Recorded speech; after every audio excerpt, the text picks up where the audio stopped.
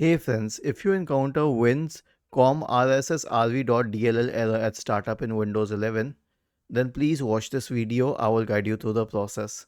Search for Microsoft C++ redistributable here and hit enter, and then go to the Microsoft C++ redistributable page. Scroll down and click on the x64 version. Click on open here and let it open and install. Agree to the license terms and install it. So this should solve the problem, but if it does not, then search for command prompt in the Windows search bar and click on run as administrator in the right pane. Type the command sfc /scan now and hit enter to invoke the sfc scan. Was this helpful? If yes, then please subscribe to the channel.